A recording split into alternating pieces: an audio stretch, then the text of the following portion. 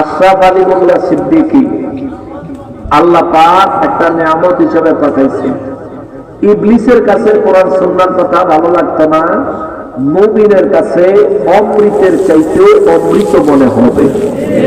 আর ইবলিসই চাইবো দ্বীনের খেদমতে বাধা দিতে, মুমিন চাইবো দ্বীনের খেদমত যাতে প্রতিষ্ঠিত হয়।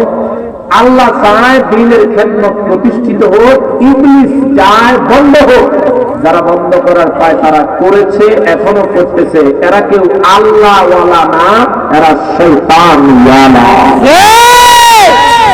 মনে রাখবেন, আশরাফ আলী মোল্লা সিদ্দিকী হুজুরের সাথে যোগাযোগ করবেন, ভালো আলেম দিবেন। আশরাফ আলী মোল্লা সিদ্দিকী হুজুরের সাথে যোগাযোগ করবেন, হেতের নাম ভুললে তো মহাবিবু ভাই জ্বর উঠবে। ঠিক আছে,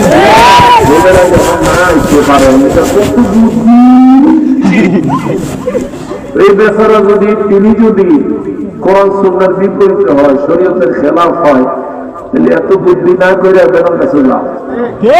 আমাদের বেড়ার একটু ব্যাপারে দাওয়াত নাই, ঠিক আছে না?